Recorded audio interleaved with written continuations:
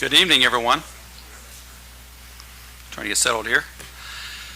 Well, it's great to see everyone here tonight. Thank you for being here. Today is Tuesday, April 22nd. Welcome to the City of Madison City Council meeting. Like with all of our other meetings, we are recording live on the City of Madison YouTube channel for streaming and for archiving purposes as well, if anybody would like to view it later. And as with all of our meetings, we invite you to stand with us and recite the Lord's Prayer, followed by the Pledge of Allegiance, and we'll get into tonight's business. Thank you. Father, who art in heaven, hallowed be thy name. Thy kingdom come, thy will be done, on earth as it is in heaven. Give us this day our daily bread, and forgive us our trespasses, as we forgive those who trespass against us. And lead us not into temptation, but deliver us from evil. For thine is the kingdom, and the power, and the glory forever. Amen. Pledge allegiance to the flag of the United States of America, and to the republic for which it stands, one nation, under God, indivisible, with liberty and justice for all.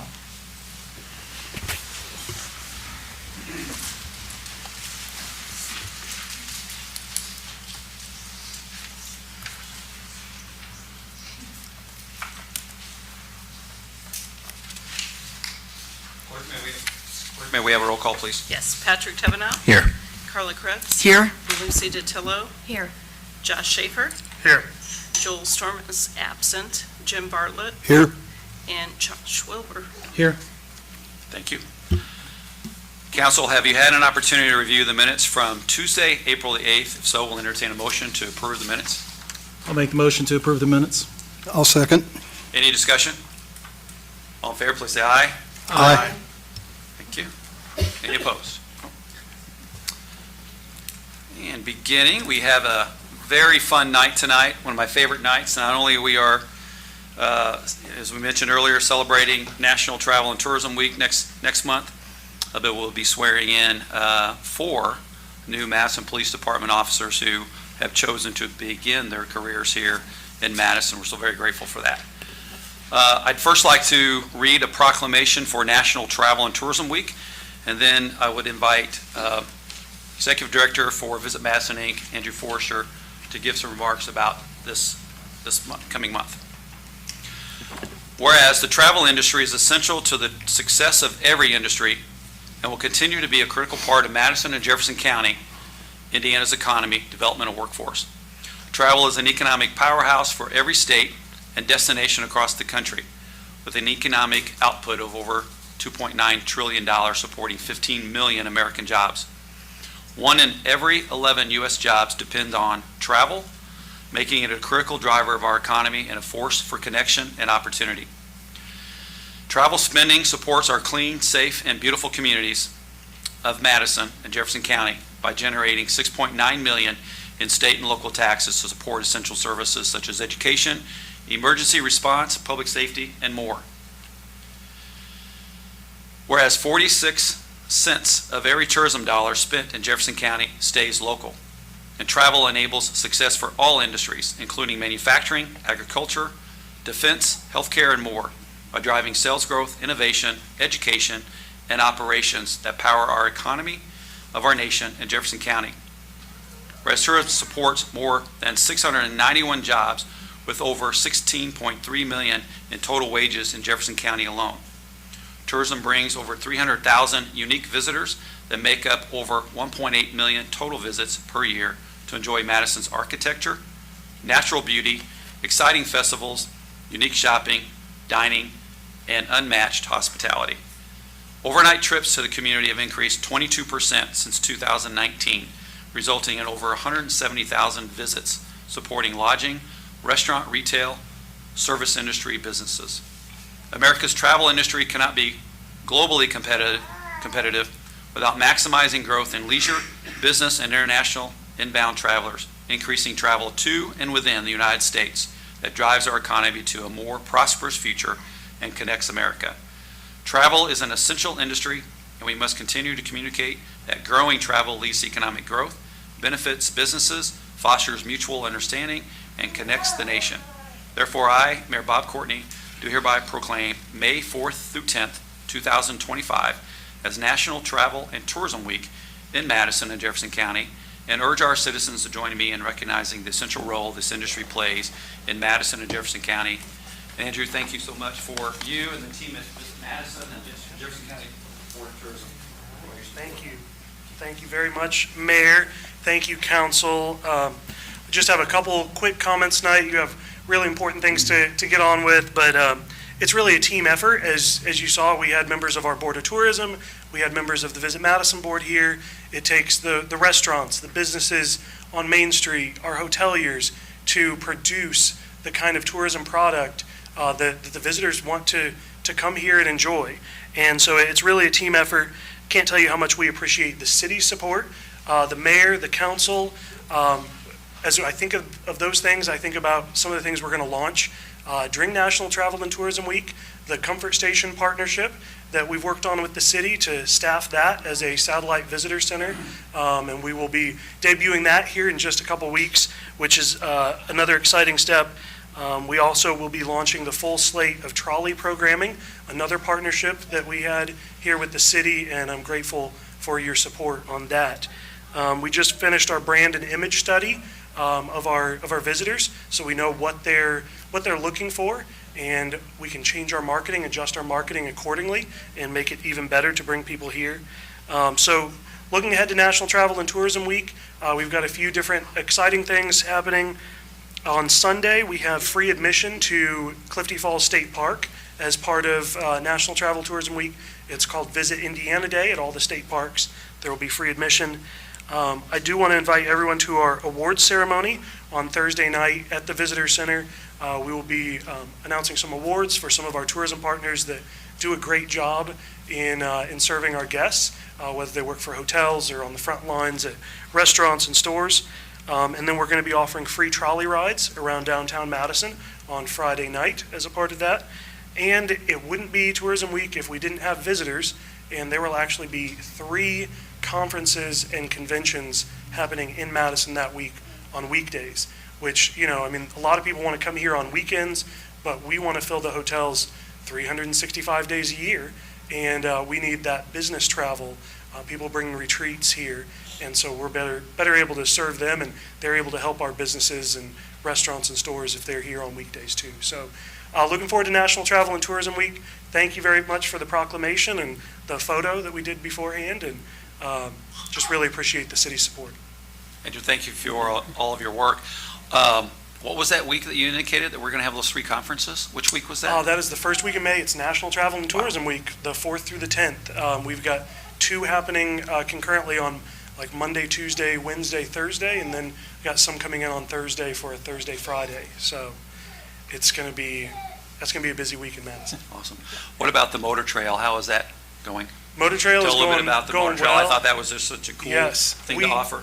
We did. We actually had somebody come into the visitor center just this week, and they said that they came here and are riding on our rural county roads all around Madison. They're staying in Madison 2 nights. There's because of Reverie Roads, this motor trail that goes around the community, and they read about it in Roadrunner magazine, a national magazine, and so they came here because of it. So we always love to hear when some of that marketing pays off, in such a tangible way. Sometimes it's just planting a seed with people, and they come later, but when they say we came because of some of the marketing that we've done, it's gratifying to see. Excellent. Thank Looking forward to May. May is also the kind of the kickoff month for the entire festival season for the city of Madison, and as you've indicated, May is going to be very busy, but so will every single month all the way through to the nights before Christmas. That's right. And Light Up Madison. We kick it into overdrive starting in May, and one thing I need to also mention is these events couldn't happen without the volunteers. Whether it's for Riverfest, for Nights Before Christmas, we need volunteers that are willing to put time into these events, and so can't do it without them. And the generous supporters across our community who are helping Financially, promote yep. and financially support these events. So That's right. fantastic. Well, thank you very much. Andrew, Yeah. Last year, you did a presentation on the tourism numbers, and we talked Yes. about that being a yearly thing. Is there a plan for that? Yes, there is. We plan to, during National Travel and Tourism Week, we will have an annual report that we come out with that shares all of 2024's numbers. And then after we compile that, then I'll come back to a council meeting probably sometime in May or June. Since you've just seen me, maybe you don't want to see me that quickly again in May, but I'll come back and share those numbers with you. We like that to be kind of a report card of tourism in the community, so. Did we do it? Did you already do a presentation on the 2023 Rockport study? I'm not sure. Okay. I can't remember if Okay. we did or The not. 2023 numbers are out relative to the statewide study that they do that publishes the results for Jefferson County. We get It's a those in year February. Behind, yeah. So I will definitely bring those as well. Some of the stats that we put in the Yeah. proclamation came from that Rockport study. Great. Awesome. Well, thank you. I will be back in, another month or so, talk about some of these numbers. Thank you. Thank you, Andrew. I'd like to invite Chief Scudder to the podium to introduce our new Madison Police Department officers, and we'll proceed with swearing-in ceremony. Good evening. If you guys aren't aware, to become an officer at the Madison Police Department, you have to go through a physical test, a written test, 2 interviews, and a background investigation, which normally weeds out the majority of the applicants. The 4 gentlemen you're about to meet exceeded all of our standards, and I am confident they're going to be great officers for the city of Madison and great ambassadors representing all of us as they go through their career here. So I would like to first introduce Charles Alton. Come forward, you can bring your family with you.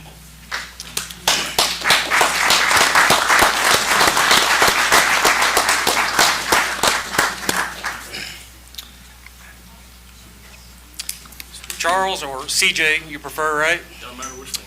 He comes to us from the Clark County Jail, and prior to that, he was a canine handler for a private company. You guys are going to swear up here? Yep. Is this your father? It is. Thank you, sir. Great to meet you.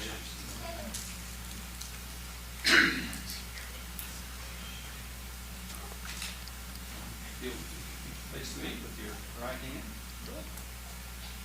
I, Charles Alton, I, Charles Olson, do solemnly swear do solemnly swear that I will support the Constitution of the United States of America that I will support the Constitution of the United States of America and the Constitution of the State of Indiana, and the Constitution of the State of Indiana, and that I will faithfully and and impartially impartially discharge the duties discharge the duties of a police officer for the City of Madison Police Department of a police officer for the City of Madison Police to the best of my ability to the best of my ability and according to law. and according to law. So help me God. So help me God. Congratulations. Thank you.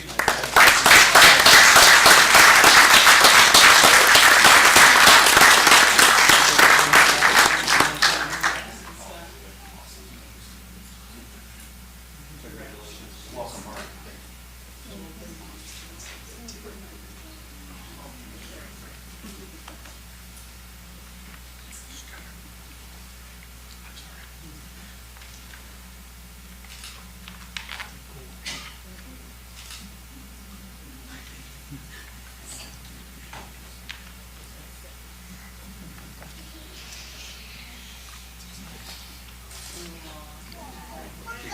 Congratulations.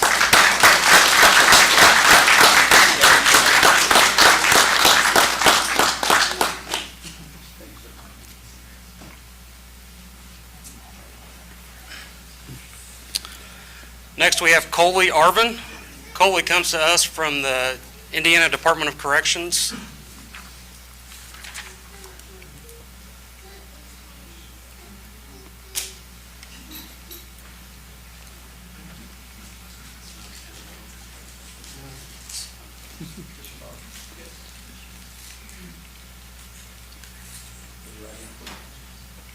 I, Coley Arvin, I, Colby do Anderson, solemnly swear do solemnly swear that I will support the Constitution of the United States of America support the Constitution of the United States of America and the Constitution of the State of Indiana, and the Constitution of the State of Indiana, and that I will faithfully and I will faithfully and impartially and impartially discharge the duties of a police officer for the City of Madison Police Department to the best of my ability and according to law, so help me God. Congratulations.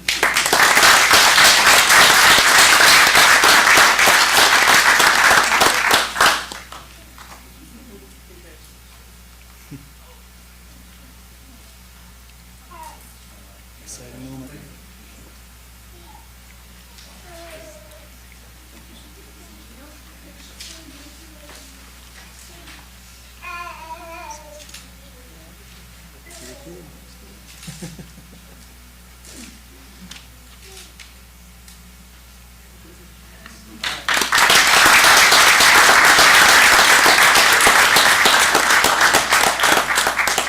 Next, we have Jeremiah Douglas. Jeremiah comes to us from also the Indiana Department of Corrections, and also he was previously a parole officer with District 9.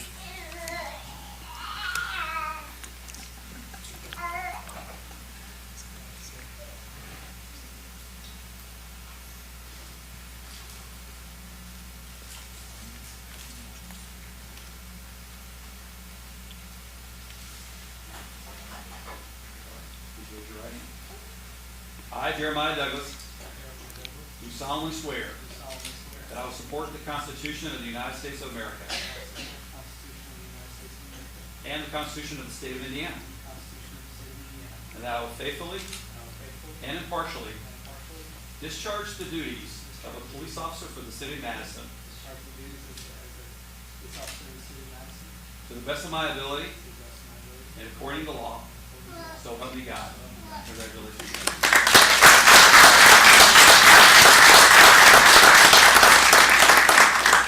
Jeremiah, we'll get you to sign.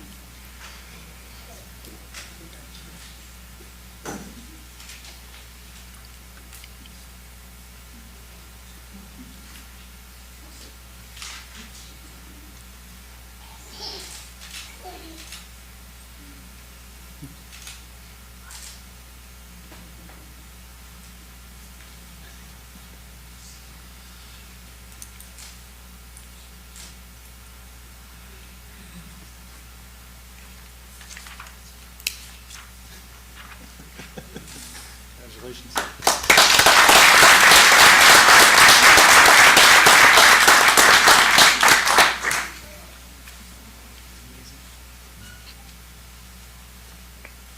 Last but not least, we have Nathan Hobbs. Nathan was previously a reserve officer with the Clarksville Police Department.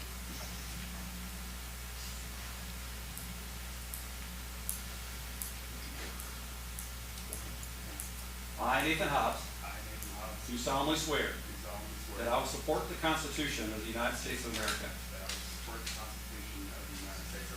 and the Constitution of the State of Indiana,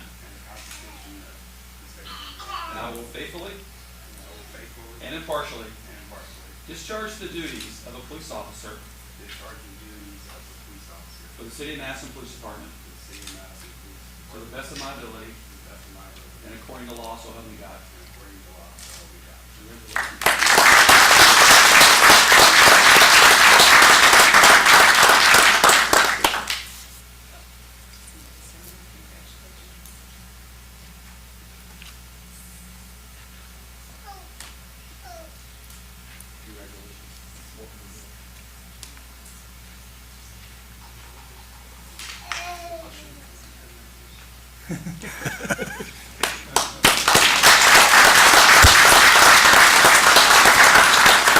Thank you all. Chief, thank you. Yes. That might be one of the largest recruiting classes we've had in quite a while, so. I hope that's the last time we have to do that many. Chief, does that fill our ranks? What's Does that? that fill our staffing? We still have one opening. Yep.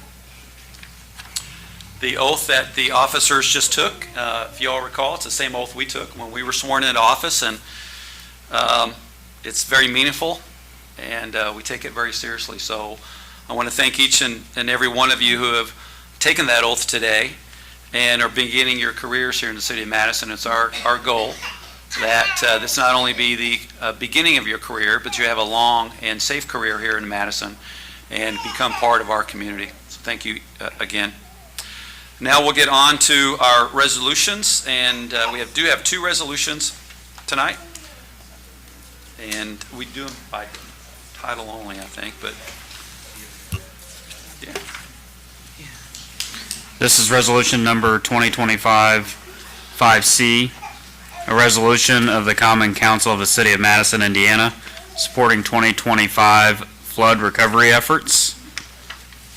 Council, I'll just mention here, as you know, this year has been a difficult year for our community with regards to severe weather, winter storms, and several significant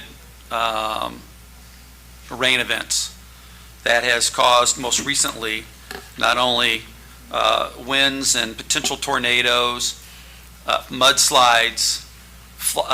We've avoided the flash flooding, but it was very close, but definitely flooding on the Ohio River that has significantly damaged the public spaces on our riverfront, and over 60 structures in the city of Madison alone. In Jefferson County, residents are dealing with the flooding aspects in their communities as well. Like in 2021, when we had the flash flood, we worked very diligently to not only move from the emergency response but quickly into the damage assessments and recovery. As you witnessed last week, I think our teams, our crews, our city leadership, volunteers, vendors, contractors, Jefferson County EMA, all of us working together, we are responding and quickly recovering from a disaster. So much so that our goal last week was to have the riverfront open by Good Friday so everybody could enjoy our beautiful riverfront over Easter weekend. And in about 3.5 days, we turned the riverfront from a disaster back into its destination status. There's still more work to do. We're working on getting many of our public spaces back open, but it's going to take a while longer for them. But we also want to provide some recovery for those who are impacted. And so what this resolution does is it supports the flood recovery with the following measures. Solid waste and debris removal related to the flood will be free of charge to those in the affected area along the Ohio River within the city of Madison. This includes fees at the transfer station, and all those who reside and or operate a business in the affected area will not be charged a building permit fee, but are still required to obtain one if necessary. I will say that in just the last week, we've processed over 160 tons of debris at our transfer station, which is an enormous amount, and more to come. But we think that this is necessary at this time, so I would ask if there are any questions, but also a motion to approve Resolution 2025-5C. I move we approve Resolution 2025-5C as presented. I second. Any discussion? Yes, can you be specific to those affected, in the affected area, so people know exactly what that means? City of Madison, So, on the riverfront, those that were affected by the flood. okay, Yes, so it's pretty much end to end, particularly all the way from West First Street down to Fulton Street. Over 60 structures were impacted. There was some tree damage on the interior from the storm as well, so there'll be a little bit of that. Fortunately, we escaped the flash flooding that we experienced in 2021, but it will be those within our borders who were impacted by the flood, and it's predominantly on our riverfront. okay, thank you. You're welcome. Mayor, we've got state recognition as a disaster area. Is there any expectation or possibility of federal recognition of that? Not just Madison, but the whole area? They're working through that now. When you have a disaster like this, it literally takes multiple layers of disaster assessments. They begin at the local level, then with the county EMA, then with the Department of Homeland Security. Red Cross has been here doing their own damage assessments. And then we've already got the governor's declaration. If it elevates to a damage amount high enough, it will get a federal declaration, and then the FEMA teams will be here doing their own damage assessment. So we're still working through that process. I don't know how long it takes. I will be meeting with the governor this week, and we'll get some more information on that, as well as with Jefferson County EMA.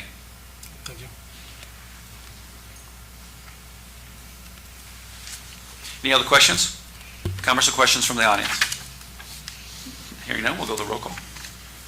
Patrick Kavanaugh, Yes. Carla Krebs. Yes. Lucy DiTillo, Yes. Josh Schaefer, Yes. Joel Storm's absent, Jim Bartlett, Yes. and Josh Wilbur. Yes. Thank you, council.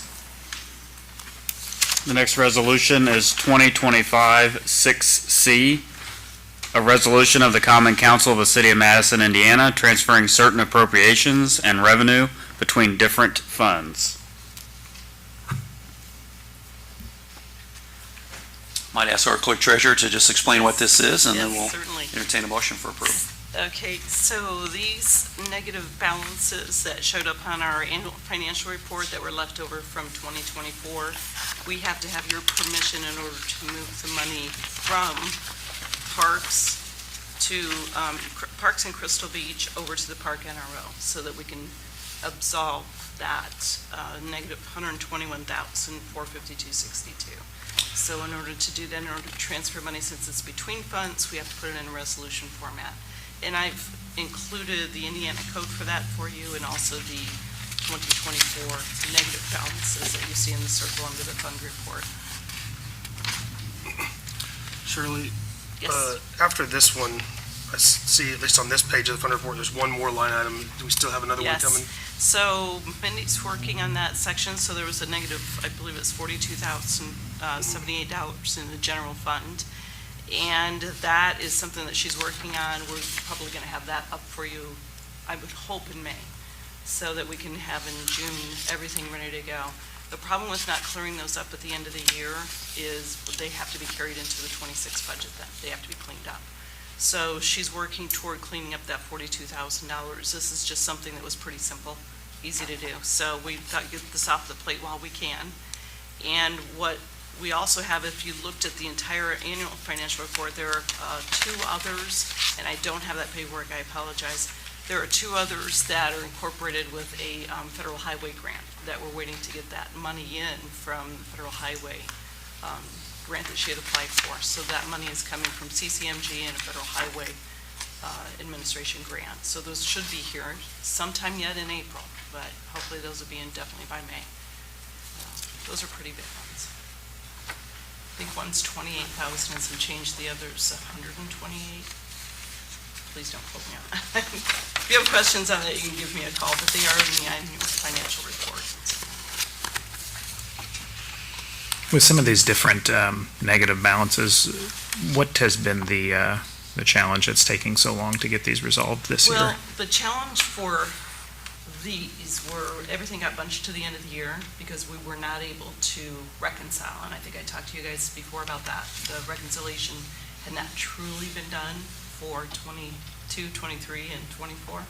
So some of the challenge was getting that together, getting that all closed, and then we had to do our annual financial report by the end of February so that we could get that into the newspaper. I always want to call it the Tribune, get that into the newspaper here at the end of February. So there was a rush to get everything done. When those numbers are moving, when you're trying to balance things, it was difficult to find out exactly where we were going to land. So that was the reasoning behind that. And to be honest, I think there were just other fires that have been happening. So as long as we're finished by June, we should be fine. Thank you. Yeah, no problem. And on the reconciliations, her team has done a great job on that. They and have. We're current on that. And Yeah. how many banks do you reconcile every month? 38. How many? 38 bank accounts every single month. So we have, within 6 weeks, they have to be reconciled to the dollar with bank statement. penny. Fund report, yeah, to the penny. Fund report has to match what the bank statement actually says, and then we have to upload that information into Gateway, and it's something that the general public cannot see, but yeah, that's a good precursor to a State Board of Accounts audit. They're able to look at that every single month and see if there are any discrepancies. So the amount of adjustments we were carrying were 450 to 500 adjustments, and there should not be that volume of adjustments, and that was just on one bank. So we did incredible, my staff did incredible things. Yeah, we're pretty proud of it. We're Thank getting you. Yeah, we're doing great. Okay, so I would move that we accept Resolution 2025-6C I'll as second. presented. Is that Any, you, Jim? any discussion? Comments or questions? Hearing none? Roll call. Patrick Tevenot, Yes. Carla Krebs, Yes. Lucy DiTillo, Yes. Josh Schaefer, Yes. Joel Storm's absent, Jim Bartlett, Yes. Josh Wilbur. Yes. Thank you. Thank you, council. Moving on. Are there any reports, recommendations, or other business from standing or select committees for city council? Seeing none, tonight we have our Economic Development Associate Director, Emily McKinney, presenting the renewal licenses for the Riverfront Liquor License Program. Good evening, Council. I have before you 4 of our Riverfront liquor license renewals. As a reminder, with this program, you all granted us the ability to have 10 total licenses out, with 3 of those being designated for cultural experience venues, and all 3 of those are currently taken. The rest were designated for restaurants. 3 of the restaurant slots are taken, and so we have 4 remaining restaurant licenses available. The applications you have before you are for Red on Main, Rivertown Grill, the Ohio Theater, and Red Bicycle Hall. They all met the requirements for their categories. Both of the restaurants met and exceeded all of the financial expectations for third year and beyond. So I would just ask for a motion to approve all 4 of those applications. I'll move that we approve all 4 applications as presented. I'll second. Any discussion? Comments or questions? Hearing none, roll call. Patrick Tevenot, Yes. Carla Krebs, Yes. Lucy DiTillo, Yes. Josh Schaefer, Yes. Joel Storm is absent, Jim Bartlett, Yes. and Josh Wilbur. Yes. Thank you, Council. Emily, I might add, this has been a very successful program. What's on the horizon for this program? We have several things on the horizon, actually. I've been working with Nicole to try to get our applications uploaded to OpenGov so that all of our licenses can go through that online and be able to apply and submit their renewals there to try to streamline that a little bit so we don't have so much paper. All the financials will still be given directly to me in hard copy for confidentiality reasons. So there's that. I'm hopeful that we'll be able to roll that out this summer. Vintage Lanes is kind of an oddball renewal. They're in the middle of the year by themselves, so I'm hoping to have it ready for them to test out, just to kind of iron out any kinks that go along with that, since it'll be new for everybody. And then we're working with the mayor's office to maybe expand or add a category or 2 to try to bring a little more inclusivity and be able to offer a couple more licenses to people. So that should be coming before you in the month of May. Yeah, I think we've proven that this program is the economic development driver that we wanted it to be. And there's more opportunity for additional investment in this district, and we'll be bringing some proposed amendments to the program for you. Yeah. Capture those opportunities. Thank you, Council. Thank you.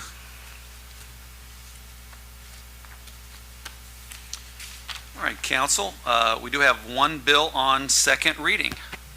Ordinance number 2025-5.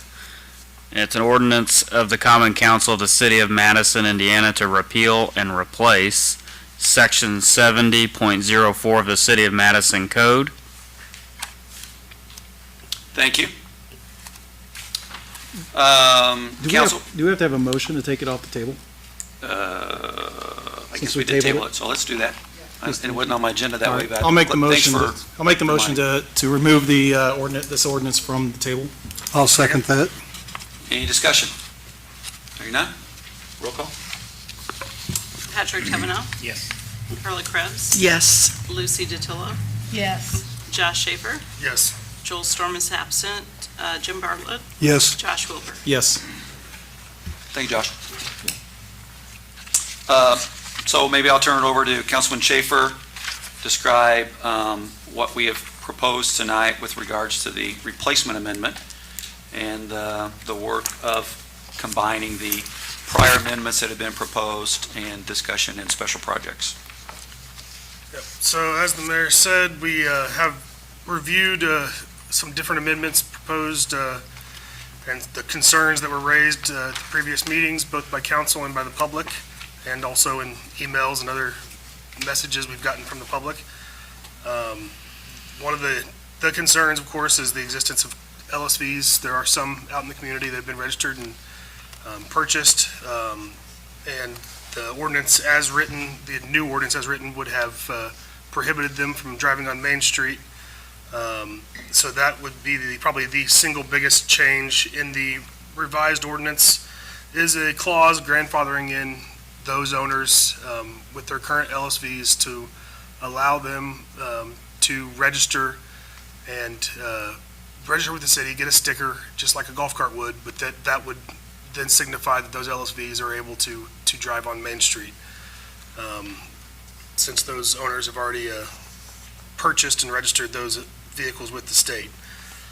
Other changes that were added, let me look back here, I got some summary. There was some formatting changes, so not important. I know, Patrick, you had mentioned the insurance, the proof of insurance was one of your proposed amendments, and that was still in the Word document, but it had been merged up in a previous line, and so it was very hard to see. So that was put back on its own line. So it's clear that there is a proof of insurance requirement still in effect. There was there was some confusion about whether or not off-road vehicles, ORVs, were permitted to be driven on city streets. The prohibition for ORVs was kind of buried at the end of the ordinance. And so at the request of Councilwoman Krebs and some members of the public, that was moved up to the front of the ordinance, just so there's no confusion. This ordinance change does not allow ORVs to drive the city streets unless there is the special approval from the BPW for special events. And let's see. There was a little bit of clarification on what BPW can do when it comes to special events, that they can alter requirements for golf carts, not just allowing ORVs, but they can allow special requirements for golf carts for those special events or special uses.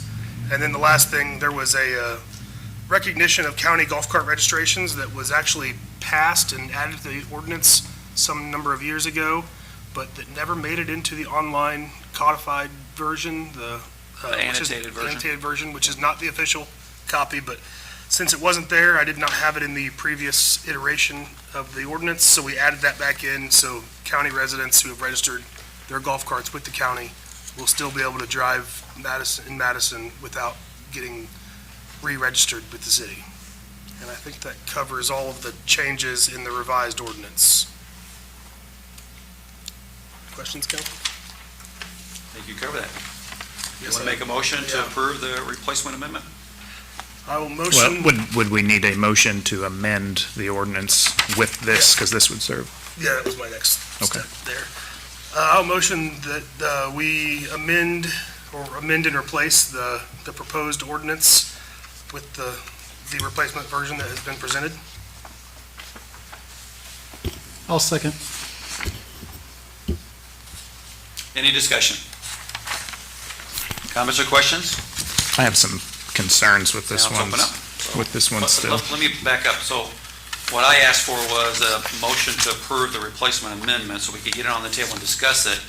You asked for a motion to, Well, this is, if you were introducing this as a replacement amendment, you'd have to reintroduce it at first reading. This is this is amending the ordinance that we had on the table. well, I'm just trying With to get this. clarification on what we're talking about right now.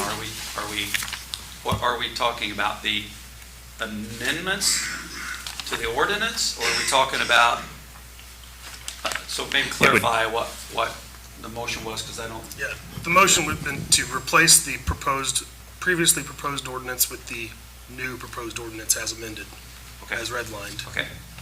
So we need a Clear motion on that, clear. approved for that before we can vote on Okay. the ordinance, right? So Do we the- have a so- second? Then you can have discussion. Do we have a second? Josh second. All right, now, So now, have discussion on the proposed changes, Yes. correct? Yeah. Okay. So my concerns here are, this is a concern I raised last time. the first page, section B, under definitions, where it would allow the Board of Works to waive insurance requirements of this chapter for things at special events. I think that's an accident waiting to happen. I don't think in any situation we should be waiving insurance requirements because of the potential for harm and damage that can come from some of these vehicles. He's on B, page 1. Right there. The last sentence. So the clarification on that question is, when an event organizer comes to the Board of Public Works and Safety for a event permit and street closure as well as park, whatever they're renting, they have to provide an insurance policy for the event. And then they regulate the orders inside the event, and they're responsible for it. So we normally do not do any, through MPD, for example, registration of the golf carts.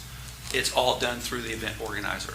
And they provide a $1 million insurance policy to the city, which is not waived, but we do not go to the golf cart person and get registration and insurance, individual registration and insurance information.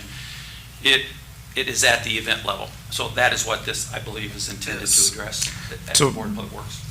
Just an example, like at the poker run, when there are a lot of ATVs and UTVs in town for that, when they're driving on city streets outside of the bounds of that area, that insurance policy for the event would not necessarily cover them.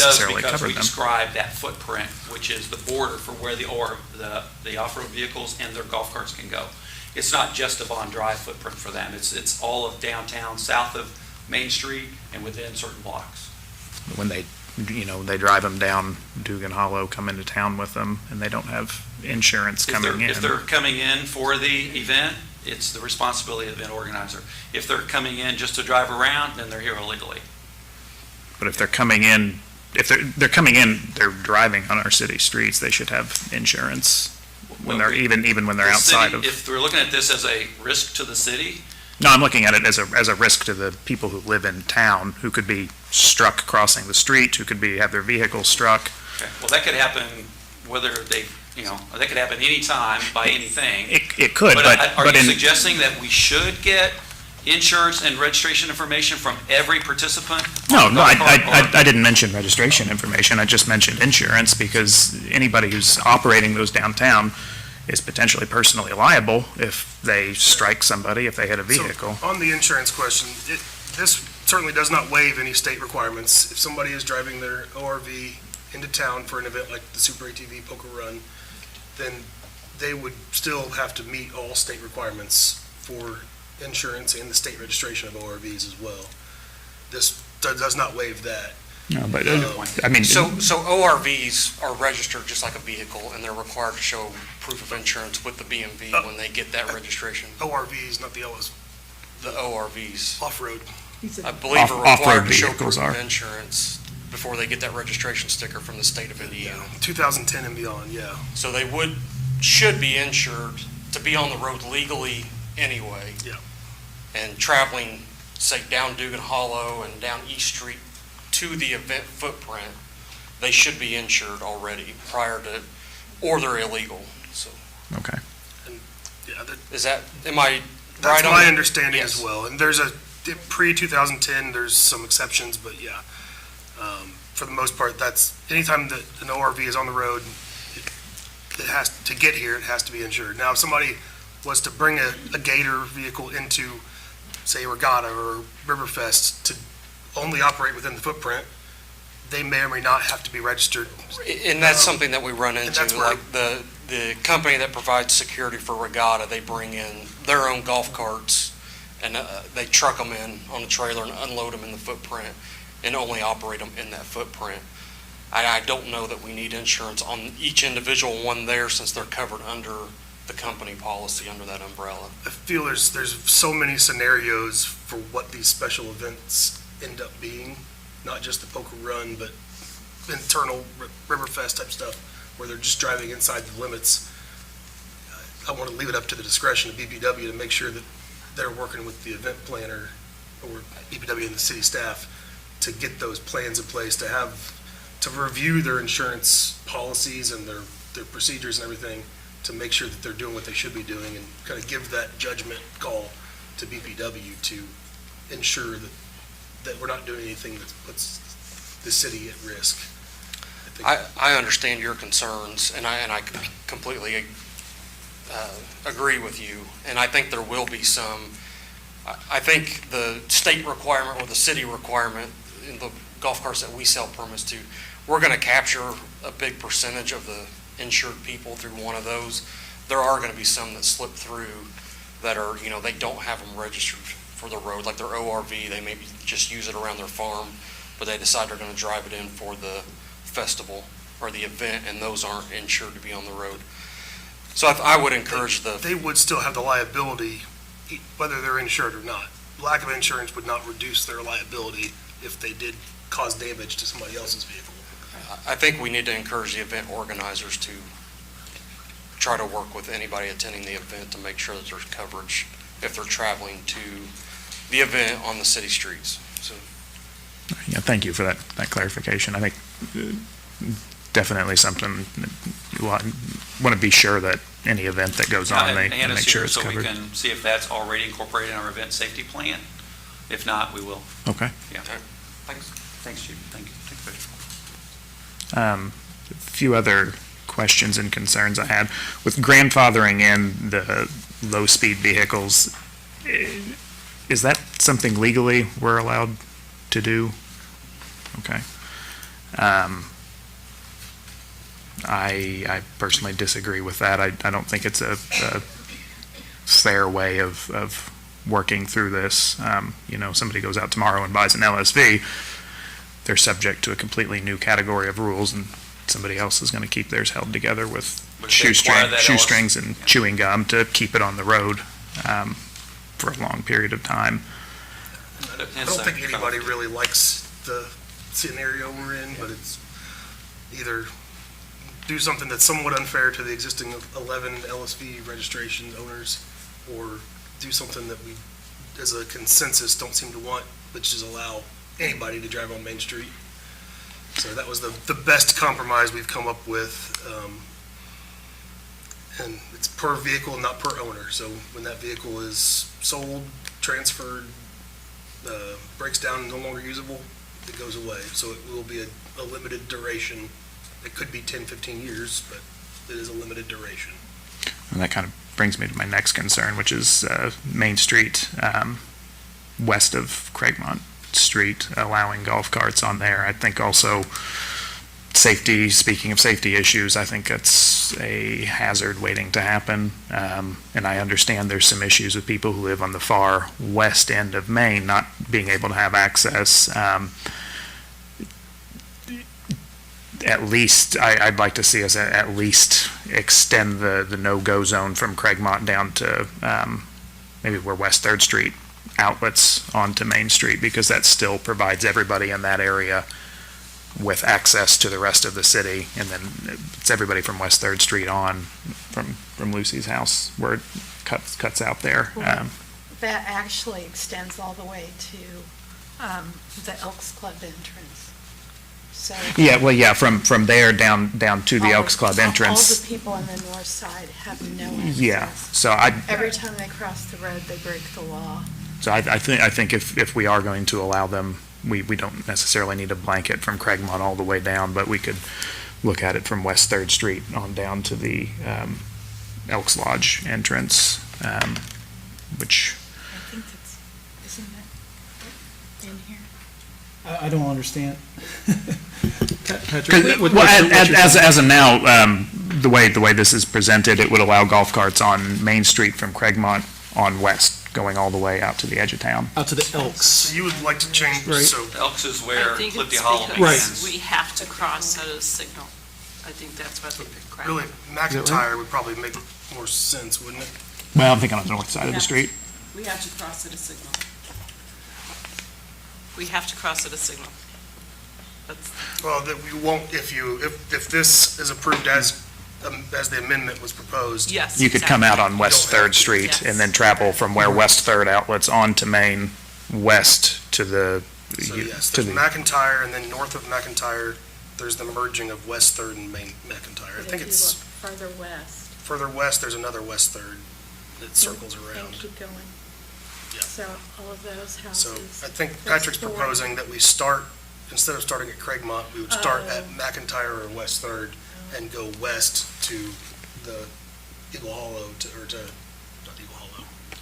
Let me address that a little bit, which is the transformation of what's happening in that corridor. If you view it as a state highway, I agree with you.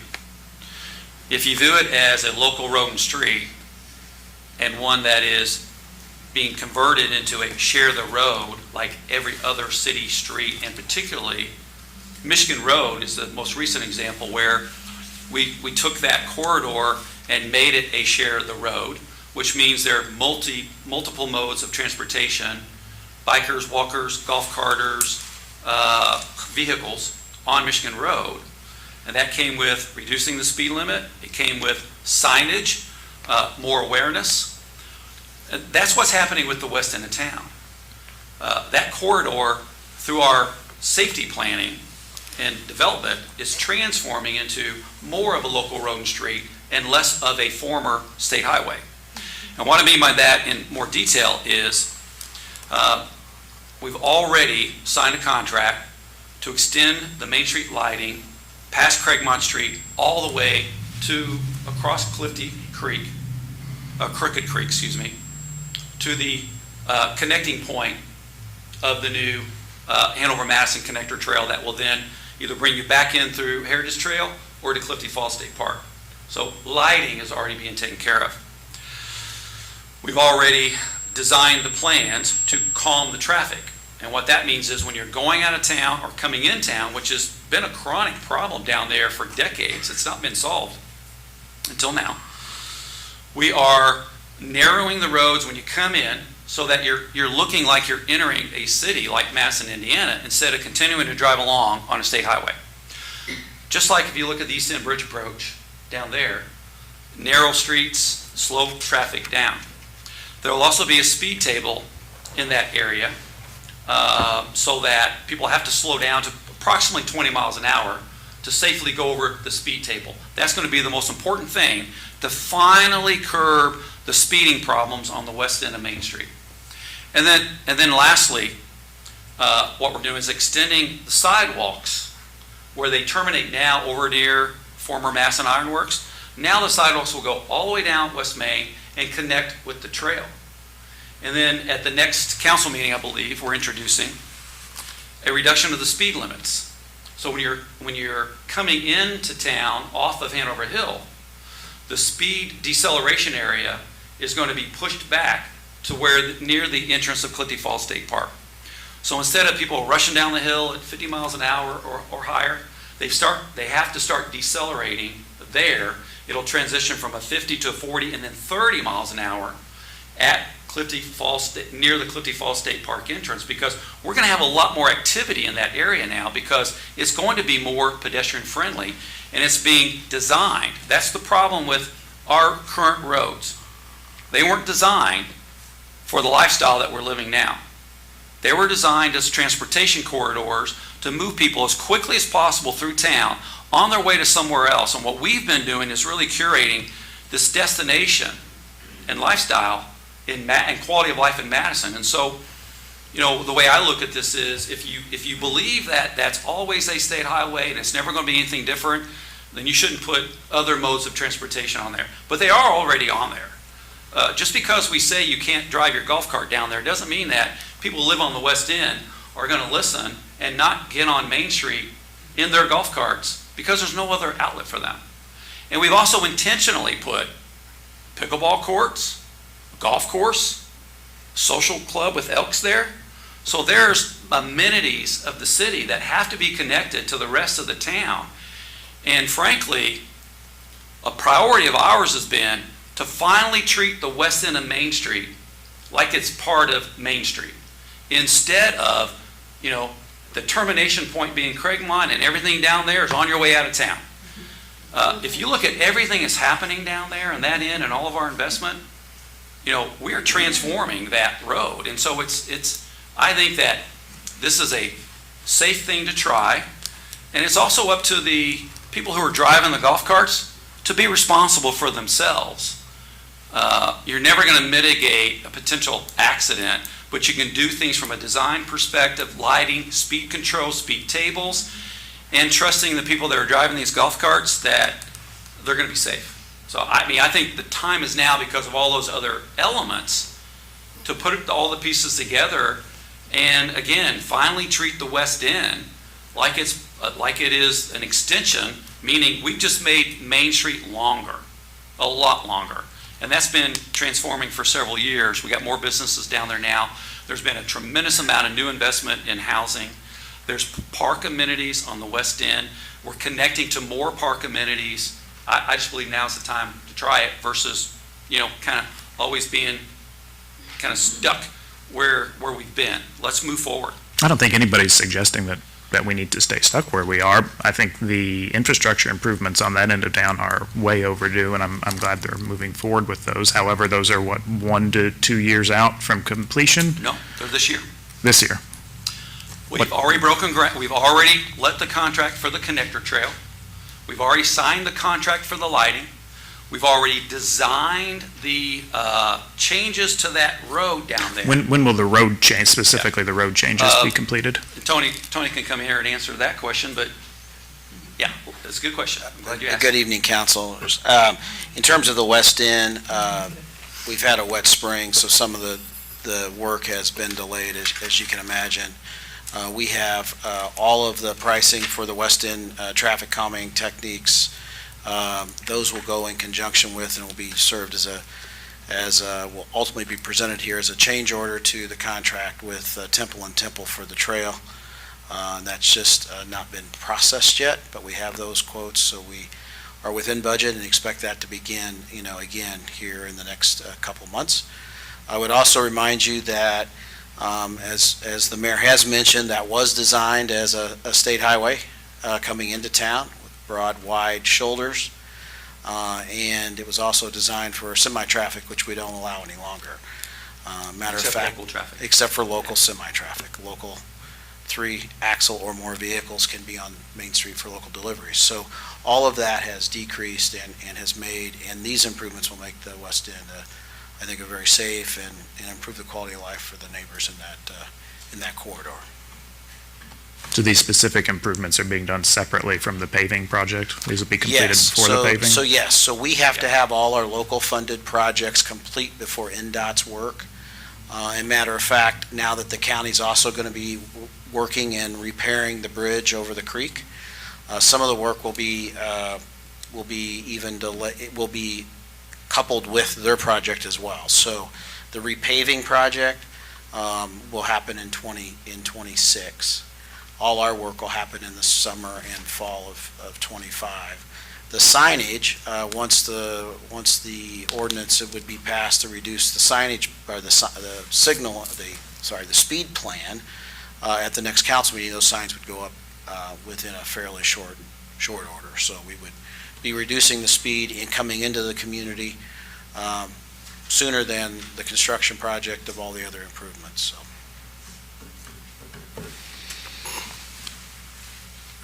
Just for clarification, I guess, as currently written with Craigmont Street West being allowable, that would allow golf carts to turn left at Craigmont. If you're going north on Craigmont towards Main Street, you would be able to turn left on Main Street.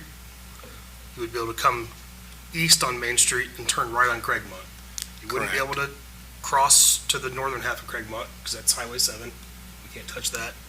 You wouldn't be able to turn right onto Main Street from going north on Craigmont. And you can't, so it would only be a left turn from Craigmont to Main Street going north, or a right turn from Main Street to Craigmont going east. To me, it's just still the amount of traffic that road sees. I mean, yesterday at the BPW, what'd you say, 8,000 vehicles on Main In front of Street? my house, it drops once you get past the Craigmont. Okay. The other thing too is that relative to pedestrians, there's no crosswalks. So that's, again, another difference down there. You don't have any through streets. Once you get past Craigmont, you're not going across. No, there's no stops, Yeah. nothing, so it still remains a pretty heavy corridor for speeding, regardless of the changes we may seek to make, people don't always follow those, and that length of a corridor there lends itself to people picking up speed very quickly. I was down on that end for a while today, and the traffic going out of town, not coming, but I mean, going out was fast, and I do not believe it's in the best interest of our citizens to allow golf carts on Main Street. I believe accidents will happen, and So, Patrick, if the termination point, instead of being Craigmont, was either Wall Street or McIntyre, I don't think we'd want to go all the way to West Third on the west side of it, but Wall Street or McIntyre, that would open up the west end and the northwest side. Would that make you feel more comfortable? And I think Wall Street is still not far enough out. McIntyre would get us across the railroad bridge, correct? Is that, I'm sorry. McIntyre would. And I'll just, as you're looking that up, I'll just state that Michigan Road's another good example. That is a share of the road. It's a main artery, just like West Main Street is. And there is multiple modes of traffic there with no stop signs for, a mile or longer. McIntyre would, in my opinion, I think if traffic will be allowed, golf cart traffic will be allowed on Main, I think McIntyre would be a better starting point. if I could propose, we just vote on this package, and then you can propose an amendment to McIntyre and vote it up or down, and does that satisfy you? Mhm. So we need to vote then, unless there's any other public comment? Any public comment on, do you want to stop at this topic right here and see if there's any public comment? Just, Or is there anything else? I'd say we cover it all. Okay. You think we've covered it all? I think so. We'll vote on this overall proposed amendment, the full package, and then Patrick can motion for an amendment to change it to Craigmont to McIntyre, and we'll vote on it, but let's get public comment first, right? Okay, public comment. Open up to public comment on ordinance 2025-5 with regards to the repeal and replace of the golf cart regulations. Welcome. I'm Debbie Anderson. My husband is Terry Dale. We live at 417 Presbyterian Avenue. I want to thank you for all the work you've done. I know you've done a lot. You've fought over this, and, I feel like I've gotten a lot of things that I wanted, but there's one thing in this whole stuff that troubles me that I really think needs to go away, because I think you're backing yourself into a real tough corner. And that would be item E that said, I don't like the word grandfathered in. I think it either is or it isn't. And I think when you say that people that have owned their vehicle and registered them prior to March 18th of 2025 are protected and can do this and this and this, okay, that rules out anybody coming up that's wanting to buy one. I know lots of people that do. They just haven't done it yet. And then I know people, friends of mine, that have theirs on order and they haven't taken delivery yet because they're not here. And they're really not very happy about this. And so I think it goes back to the state code says if you are a low-speed vehicle, you can drive in the state of Indiana, provided the speed limit does not exceed 35 miles an hour. I don't know why we have to keep dodging that state law. I just don't get it. Now, the other thing that's pretty redundant is, and I don't mind, it's not about paying $25 to get a city sticker. I don't care, I can do that. But I just paid $379 to renew my registration and renew my tag, so it's pretty silly that I have to do something else. If someone wants to see who's going down Main Street, if they got a tag on the back, a license plate, then that's okay for them to be there. It's okay for them to be there without you stating that in this ordinance. And if we have to have another sticker that says you've been checked and cross-checked and checked again, okay, so be it. That's doable. I'm not going to fight you terribly on that, but I think it's kind of silly. So I think where you got a problem is you got people coming up that are buying that have them in order and are going to be buying them in the future. And these people are buying these vehicles because they are top of the line, they have everything. And they know, you stated in your paperwork that they must be registered with the state of Indiana, and that's what I understand when I bought mine. But they're buying them thinking if they pay all that money, and it is a lot of money because you're paying electric vehicle fees and all this other stuff, then you should be able to do what the state of Indiana says without restriction. So I'm going to leave it at that. I would ask that you remove paragraph E, stay away from the grandfather clause. I think that's going down a tough road for you. Doesn't affect me because I bought mine last year. It does affect me if I decide to upgrade my vehicle, sell it, and go buy a new low-speed vehicle that's got more fun features. I've got everything on mine. I don't know what else they could put on it, but it knocks me out if I go to a new vehicle, and I don't really care for that. Thank you. I guess I should address that, because this has been on my chest for a while. Take you back in time a little bit to 2009. 2009, the council at the time and the mayor contemplated opening up the city of Madison streets to golf cart traffic. And I'm not sure they had as much controversy in 2009 as we're having on this amendment. But they did adopt it for the first time. And it was, I don't know if I have it or not. If I do.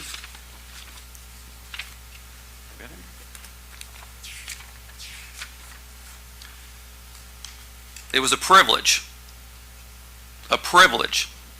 to drive your golf cart on the city of Madison streets. And it's unequivocal that the city of Madison has the right to regulate its streets. I think everybody will agree with that. It's unequivocal. But here's what they said in 2009.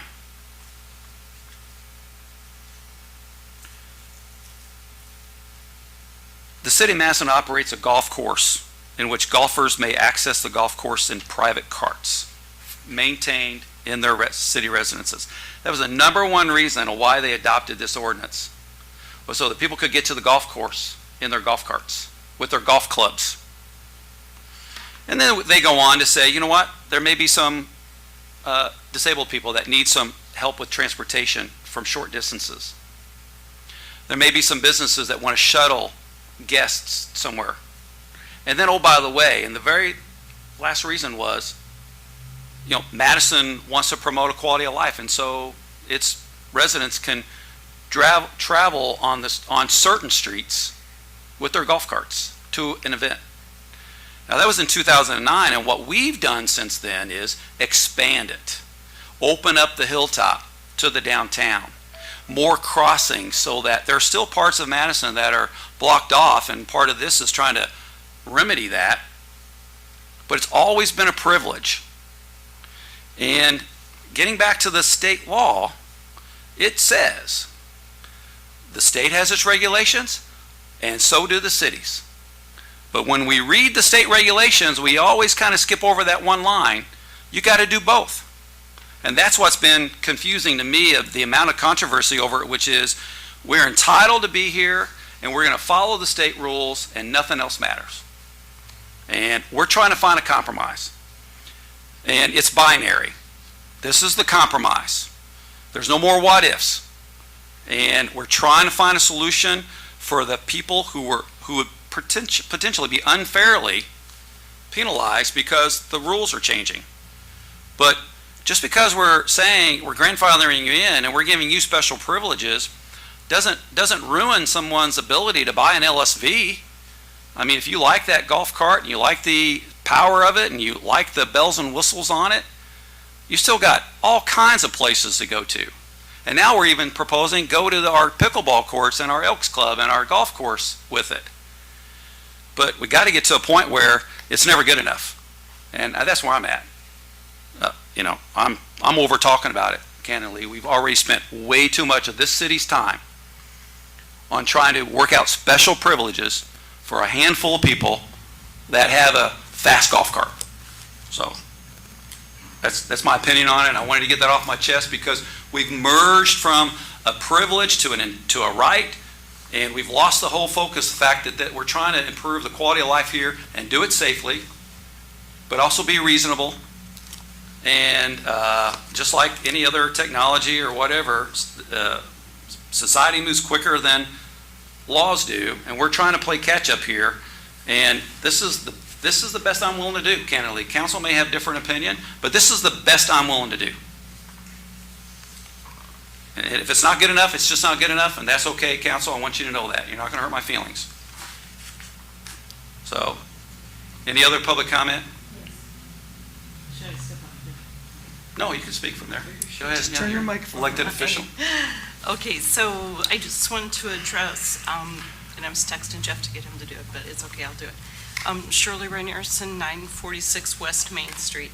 So we happen to live just to the west of Wall Street. So if you had proposed to move driving golf carts, from what I can see here, you're saying golf carts could not drive on Main Street until they hit McIntyre, which is west of the bridge. We are east of the bridge, but we're also west of Cragmont. This says that we can only cross at intersections, but we also cannot drive on State Road 7. So currently, we take State Road 7, which is Cragmont, across, turn left down to 3rd Street, take 3rd Street down to the alley and come back around. But I don't know how we'd get to our garage if we are bumping it from Cragmont to McIntyre. I'm not sure how we'd get there because we can't drive on 7th Street. You wouldn't be able to. You might be able to. We're still landlocking some people. Yeah. Another section, I mean, to me, it's either. It's a 2-block radius that is going to, anyone that's got a golf cart in that 2 blocks, if you pushed it to McIntyre. So if we pushed it to Wall, that would alleviate those No, issues there? No, because how do I get there? I'd have to get, You- I can't get there if I Can't. can't go on 7. This is telling me I can't go on 7, so I'd have to go to Main. I'd have to go, if I'm coming from 2nd Street, take a right on Cragmont. Currently, we stay at the signals. So we go across on Cragmont over to 3rd Street, take a left, go back to our alley and come in. What this is saying is that I cannot be on 7. So if I cannot be on 7, I'd have to go onto Main Street to get into Wall Street, to get into my alley, because I have to avoid 7. Does NDOT allow us to allow crossings on state highways without a light? I mean, if we wanted to allow it, because that section of 7 there is a weird stretch before it starts going up the hill anyways. and- It's 2 blocks from 7, which is Cragmont, 7 Cragmont intersection of Main Street. The way this is worded, I'd be able to come on Main Street just for that block and get back to my house. To me, allowing golf carts at that intersection of Cragmont and Main Street, regardless of where they're turning, just seems like a dangerous proposition to me. But it eliminates 2 blocks of people that can't get back to their, Well, but if we were able to allow vehicles to cross 7 there at 3rd Street and at Presbyterian, that would allow people to, well, I guess Presbyterian doesn't come through there, but at 3rd Street, it would allow people to. It's one way, 3rd Street. 3rd Street only goes east. It's then I you think you're can't- thinking of the street behind it, which is the, Presbyterian, where Presbyterian comes Yeah. out, yeah. which of course goes across Highway 7 and at a really odd. Weird, yeah. And it goes into a car wash. You might be more dangerous than that, than just opening up from Craigmont. yeah, You it's know, a 2 that block would be- section from Cragmont. So you've got Cragmont, then Wall Street, then the bridge, which is McIntyre. So if according to this, if they are not to be operated on 7, that's that section of Cragmont that we currently drive onto. And if this is telling us we cannot drive that, But couldn't you could get on Main Street, cut down McIntyre onto 2nd Street and traverse that way? If this stays in this, If it this stayed- stays in this wording, we could get onto Main Street. That's the way I'm reading. If it came from Wall Street on, you could enter Main Street at Wall Street. No, because we would have, if we're coming up this way from the river, if we come up from Cragmont from the river, we can't, But you could cut, you can't could, turn you could, left. you could go down Second Street, come up McIntyre, get on Main Street, and then turn onto You can't. Wall Street. we can't drive on Main Street though if we change the. Not if, loading if limits. you change it from Wall Street down to the west But end how of do we town. get to the garage? There's no way to get. like- You turn onto Wall Street, Well, then you enter because the if you're alley. gonna change it to stop at McIntyre, from McIntyre to Craigmont, Well, what if we're that two-block radius is talking not. about, what if we talk about Wall Street though? Because But then you're blocking the people from Wall Street to Craigmont. they have an alley. There's an alley in between Wall Street and Craigmont. I don't understand the math. Keeping, to me, it's keeping traffic out of that intersection of Craigmont and Main. I think that's the It's a safety lighted concern. intersection. It's no different than going through West Street, Mulberry Street, Bardway Street. I mean, it's lighted. It just, I can Just- appreciate what you're Yeah. saying, Yeah. because we do feel, I don't think intimidated is the word, but we do feel very cautious when we're at the intersection. However, I don't know that it would be more or less when you're in Wall Street, because then you're in the middle of the traffic, and traffic's flying. I agree, and I think that comes back to allowing golf carts on this section of Main Street at all. I It don't think just- that's as big an it issue as when remains, still you're remains a a safety lighted issue. signal, you've got people stopping, so you have an opportunity to stop yourself, wait until you're sure the traffic is stopped. But if you're gonna make me go all the way to McIntyre, come back and backtrack on the heavy traffic, and then come back without a lighted signal, it Well, just. And this is still hypothetical, because this isn't even part of what we've got up for discussion right now. So I'd Thank say you. we move on to discussion on this amendment, and then we can go from there. Jeff Reinierson, 946 West Main, better known as Shirley's husband, who got the text message. First off, it's great that we live in a city. We are so proud to live in Madison. It's great that we live in a city where this takes up a lot of time, because where we're from, there's obviously bigger issues. So the fact that you spend this much time on trying to accommodate everyone is really a cool thing, in the big picture of things. And I was just I think I understood what you were saying. There's a hypothetical on the table that Main Street would be open down to McIntyre. Is that what I'm understanding? And if that's the case, we could take McIntyre for us personally and everyone on the north side of Main Street to the west of Craigmont. So it'd be encompass 3rd Street and Main Street, because there's no access, there's no driveways on Main Street down there. So if we can come up McIntyre, get onto Main Street, and then turn north onto Wall to get to our alley, that would work. So suddenly it became an issue for us, because technically north of Main Street on Craigmont, it is illegal. And I actually thought there was an accommodation to get up to 3rd Street to make the turn. So we've been doing that for the last 3 years. But I just recognized that that's actually technically illegal. So now we're kind of landlocked. So now we're clumped in with others that are saying, what about us? So maybe Main Street, opening Main Street to McIntyre is not a bad option if you're going to allow golf carts on Main Street. That's Jeff, the private citizen. 30 years of law enforcement. I do think, and I don't want to be unpopular, but I do think having golf carts on Main Street, you really have to think of whether they're an LSV or whether they're just a regular golf cart. They're not meant to go up against a vehicle, a 2,000-pound vehicle. And I just feel like we're fortunate that we haven't had something really bad happen. And the other thing I look at is, while the state allows you to drive that LSV, is it in your best interest? And there are friends in this crowd that are opposed to me, but having seen some of the things I've seen and some of the other police officers have seen throughout our careers, if it's predictable, it's preventable. And I've never been big on that idea, because those vehicles they're not meant to be in crashes. They're meant to maintain the occupants within the vehicle, but not when it's broadsided by a 2,000-pound vehicle. Someone is going to get seriously hurt. And I felt, to the mayor's point, Madison has been accommodating to allow golf carts to maneuver within the downtown footprint, but not take Main Street. And my argument for that would be, you can park along Main Street on a side street, and the most you'd have to walk is a half block to get to someplace on Main Street. And that doesn't seem like it's overly a big deal. So, again, me, the private citizen, not having the experience I have, I want to be able to get it out of my alley and get it into the downtown area. But I just wanted to mention that my experience tells me that golf carts on Main Street, vehicles on Main Street are dangerous.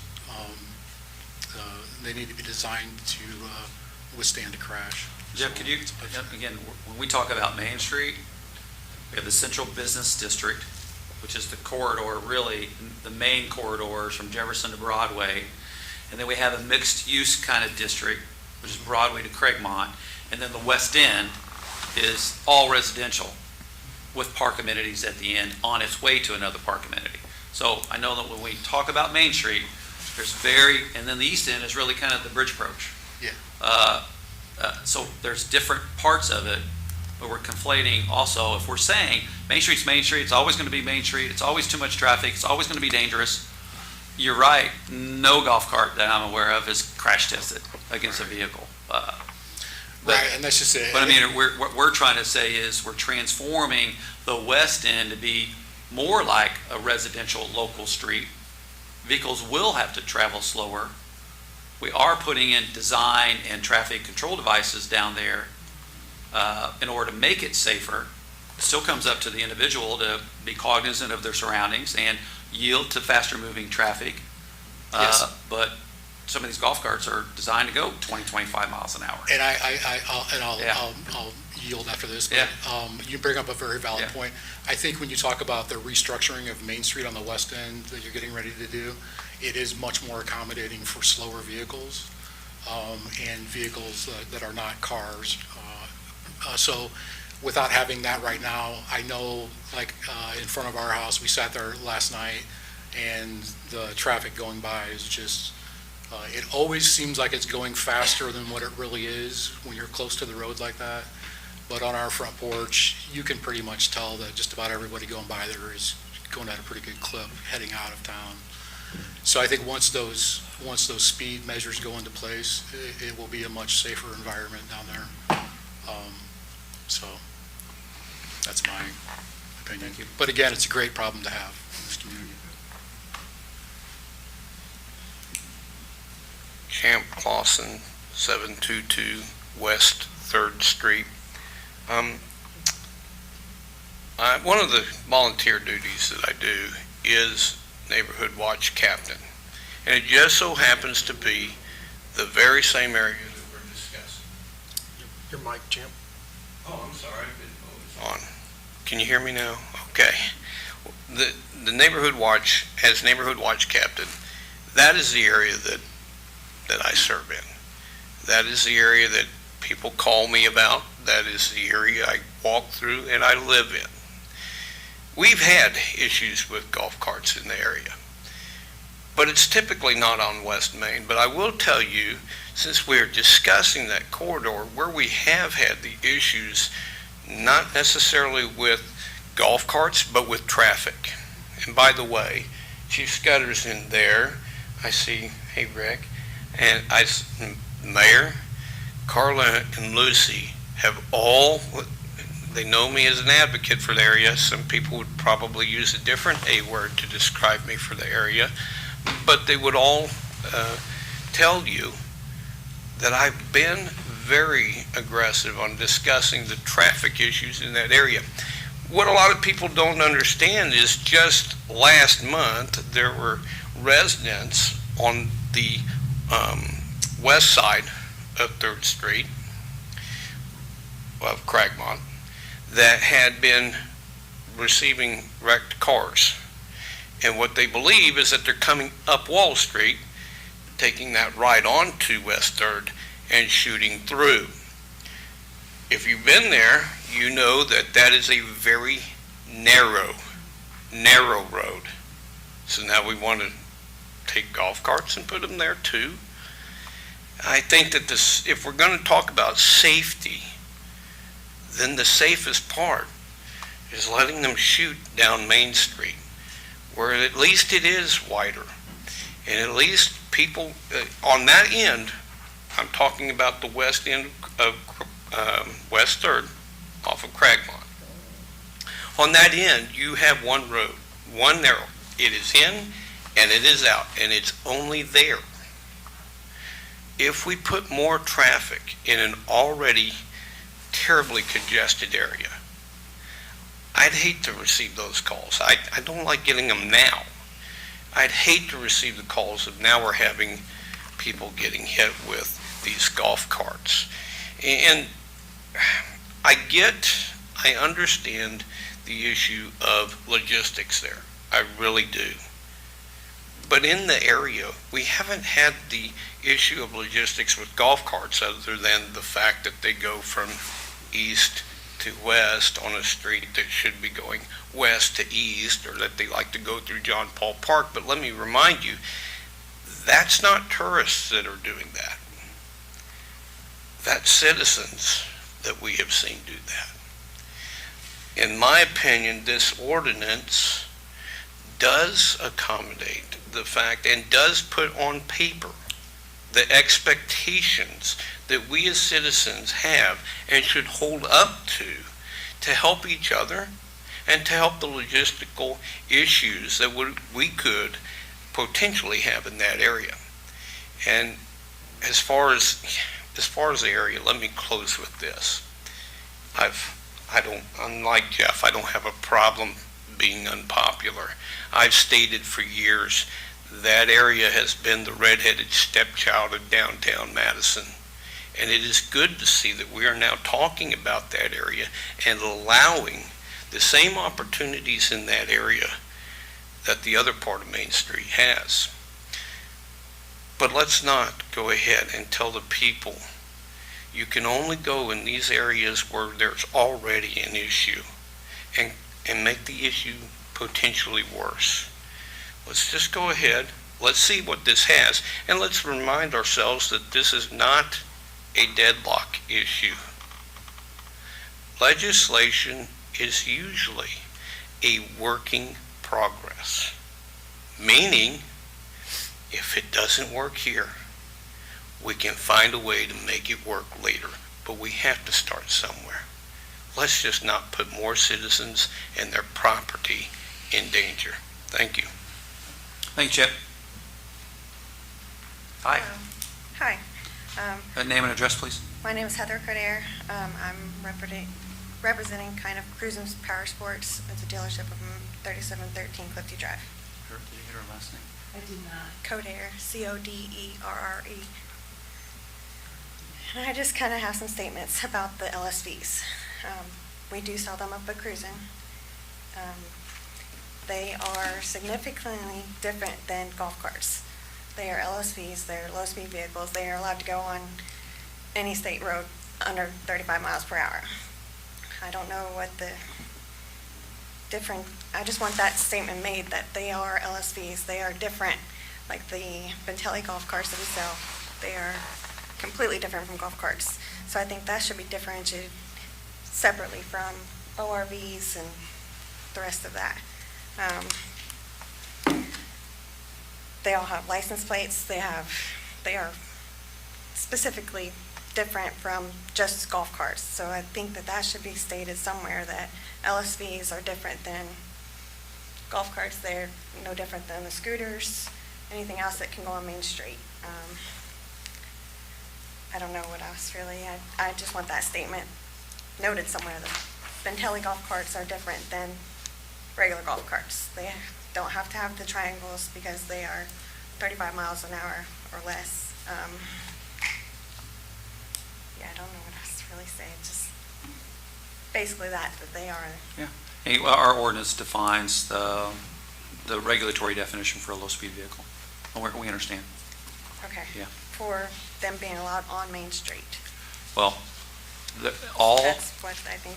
as I indicated, there is a state and local regulation. So that's what we're reconciling here. Correct.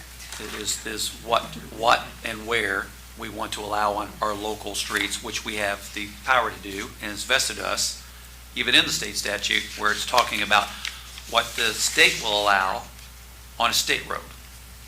And I'm making that distinction because the state says, here's what will allow on a state road. And then subject to the local regulations, they will tell you what's allowed on a local road. They don't say, this LSV can go anywhere they want to go despite local regulations. Now, some statutes do say that, Sure. but this one doesn't.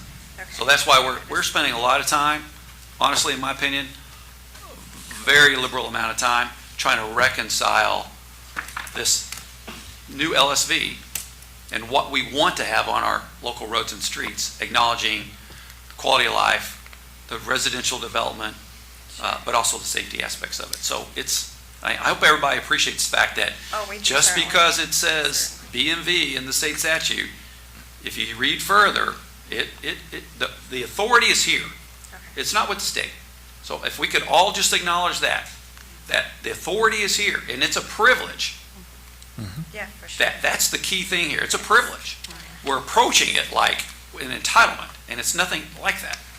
But I recognize the fact that LSVs is the new popular, faster golf cart, Okay. and we're trying to accommodate them. Sure. Yeah, and they can go anywhere in the city, except this Except one Main small Street. corridor and footprint that we're saying, please, just don't go there. Just pretty please, don't go there. Yeah. Okay. Ms. That's all I Cordero, Yeah. what was your first name again? Heather, Heather, thank you. thank you. Thank you very much. I think that's an important distinction to make. This isn't coming anywhere close to restricting LSVs in the city at all. It's strictly having to do with LSVs on Main Street, and frankly, with the enhanced safety features of a low-speed vehicle versus a standard golf cart, they're probably better to have on the streets anyways. My golf cart has everything an LSV has on it, except it doesn't go as fast. I don't have windshield wipers. Debbie, you got windshield wipers on yours? You guys have? All right. Those are sweet golf carts, I will tell you. They are awesome. But I have, I think a lot of people have all of the safety features. We have seat belts on ours too. But they are great golf carts, so we do want everybody to enjoy around Let's town. vote. Can we vote, please? We did have a motion and a second. We opened it up to comment. It's to amend, Repeat To your motion, amend Josh. the new, it's to The amend current- and replace. Yes, so the current amendment, where the motion is to replace the originally proposed ordinance from 4 weeks ago with the redlined version that was included in the packets with all the changes. Once we vote on that, then And we had a second. Didn't we have a second on that, Josh? Yes. Yes. That's it. And a lot of comment on that proposed. Roll So we'll call. take it to a vote Yes. on the so amendment. Patrick Taverneau, no. Carla Krebs, Yes. Lucy DiTillo, Yes. Josh Schaefer, yes. Jim Bartlett, Yes. Josh Wilbur, Yes. and Joel Storms absent. Okay. So we're now working from the document that was in your package, which is the red line, to the amendment, to the ordinance that was amended in 2021, but originated in 2009. Going back to our previous discussion, in light of this, the traffic calming methods that are going to be coming into place, I think we may be putting the cart before the horse with allowing golf carts on that end of Main Street. I feel like it'd be best if we struck that section altogether and waited until, a year or so until we actually know whether or not that will slow vehicles down on that end of town, and then revisit it. I don't know if anybody else has thoughts on that matter. Do we have a motion? Just discussion. Hearing no discussion on that, I would move that we amend on page 2, section D, where it says Main Street in downtown Madison running from Jefferson Street to Craigmont Street, we change Craigmont Street to Wall Street. So would you repeat your motion, please? You said it's on Page 2, paragraph Section D. D. Then change Craigmont Street to Wall Street. Third line, first part of it. So it would read, Main Street in downtown Madison running from Jefferson Street to Wall Street.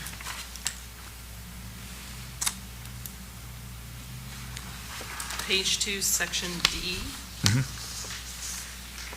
It's on page 1. I believe it starts at page 1. Section D. Oh, okay, you're looking for,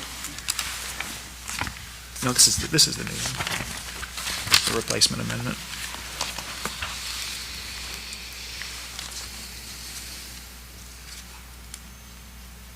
So that would be my motion, if there is a second or not. The motion fails for lack of a second. And in light of other further discussion, I would move that we remove Section E on page 2 regarding grandfathering low-speed vehicles.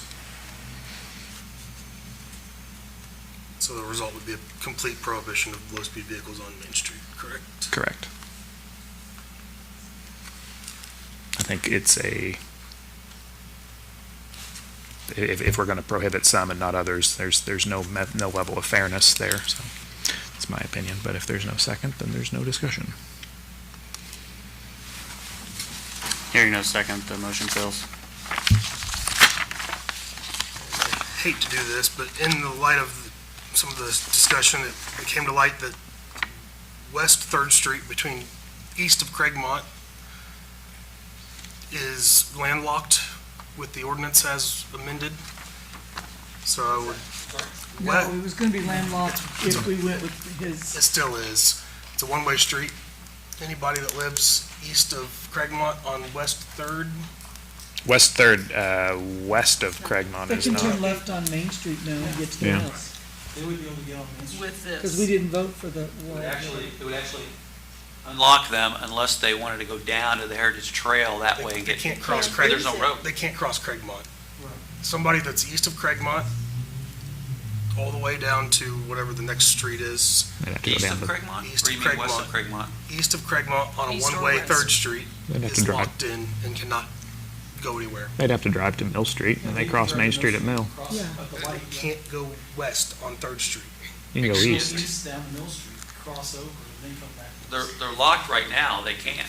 They If you live on West 3rd, Hannah has brought this up on the screen for us. If you Yeah. zoom in at Craigmont, Josh, east of Craigmont, only one side of West Third is one way there at current. yes, On the east side of Craigmont, that is still two-way. if somebody leaves their home at the corner of 3rd Street and Craigmont on the east side, Mhm. they cannot get back to their home with their golf cart. That's right. Because it is oh, I a, see what you Oh, mean. okay. They can leave, but they Yes. can't, they it can't is get a back. one-way street. I did not, To Josh's point. Yeah. The mic, please. Jim, if you don't mind. Jim, if you'll hit your mic, please. Thanks. I would move that in Section D, is it Section D where we're doing our, I'm sorry, Section D, Part 1, we add the intersection of Craigmont and 3rd Street so that people traveling east from West 3rd Street can cross Craigmont to get into that first block of Craigmont. There's no light there. So it's an unlit intersection, but that, he's right, that's the only way to get to that first block of homes on 3rd Street east of Craigmont. correct, Jim, I think Section 4 is where you would want to put that. If you might, Okay, if you don't mind. Section 4. I would propose that we would be striking the word, or striking the word "and," replacing with a comma in between Orchard Street and Green Road, and adding 3rd Street and Delta Lane, which is directly south of 3rd Street. I'm sorry, section D, This is Yeah, just D4. Delta Lane is directly south of Third Street, connecting. Maybe we should refer this to committee again to further clarify this and just create a new map, physical map of where they are allowed and where they aren't, to iron out any of these discrepancies rather than maybe this block here, maybe this block here. If we're gonna open up this Spend footprint. 8 hours in a public meeting talking about this, let's just finish it. I mean, I think this is the last one that I can see that is an issue. Can you just I mean, they- extend Cragmont State Road 7 to Third Street, either direction, east or west? That would serve us, and it would serve people on East We Third. can't do that. We don't have authority to do that. To cross Craigmont east-west? Cross it. To come So- on Cragmont. We can't drive on Craigmont. We don't have the authority. But if they could a golf cart cross Craigmont going east to west from the alley in between Main and Third, or at Third Street crossing if we Craigmont? do the West Main thing, they can cross, go down, go to Second, go back up to Wall, and get on Main Street and go back over to Cut their around. house. Or they could come up There'd to be a the, loop already. come from the back up Presbyterian, reach their property from the back. There's a couple of ways. Yes. And you were allowed to cross the state highway at a 90-degree angle. So I think the amendment we to don't- 4, We don't allow, that's where D4 crossing. yes. Yeah. Crossing at Orchard Street, Green Road, Third Street, and Delta Lane. Or not Delta Lane, if you don't want to do that one. I don't Where is Delta Street. Lane? South Third Street. Alley in between Third and Main. Alley. Oh, okay. So, Jim, if you agree, I can reword that. Reword it. All right, I So motion, section D is part 4 at Cragmont at Third Street and Delta Lane at the end of that sentence. yes, so section D, we will, after Orchard Street, replace the and with a comma, add a comma after Green Road, add Third Street, West Third Street. there's only, okay, West Third Street, comma, and Delta Lane. And,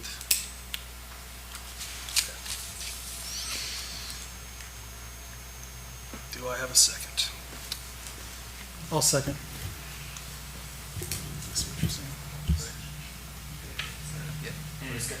Any discussion? God, no, please. Hearing Sorry. no discussion? Roll call. Patrick Chevino, No. Carla Krebs, Yes. Lucy DiTillo, Yes. Josh Schaefer, Yes. Joel Storm is absent, Jim Bartlett, Yes. and Josh Wilbur. Yes. I'm done. We're still finding ways to get people around town.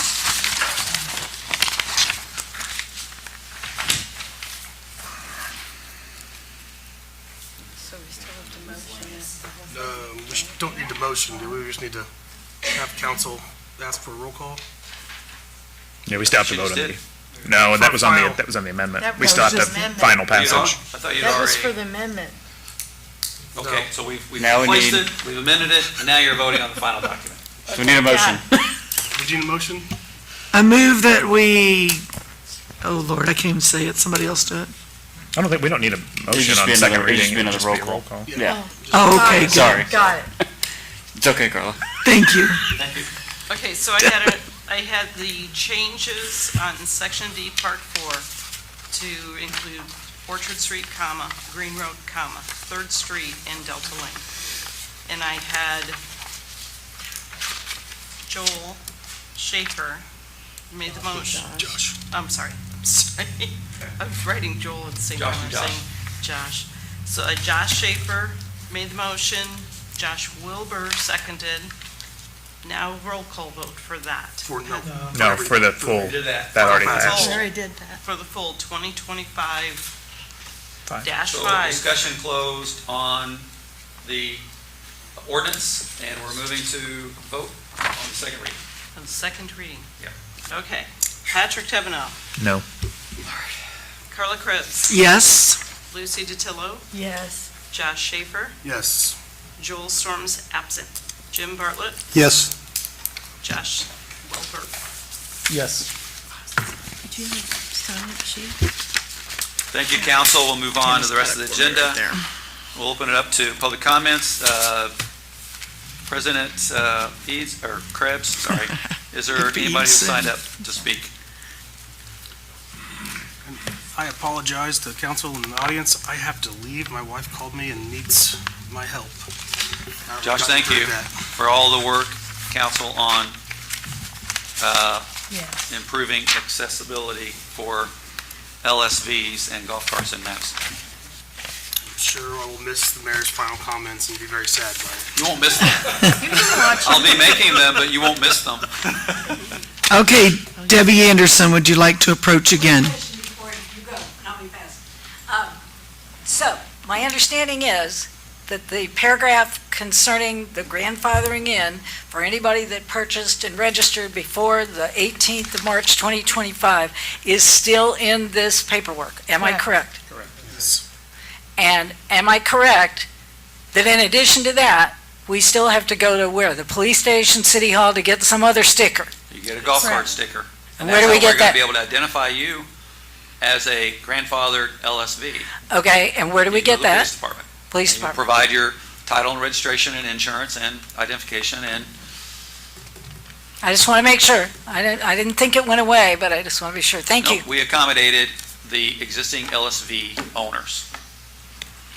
God bless you all, because I think there's a wave coming. There's Hey, more, that's there's okay. more coming. And with there's this. plenty of space in Madison to get to. Lots of things to see. Thank you. Thank you, Deb. Okay, Deanna Copley. My classmate from 1981. Welcome. Thank you.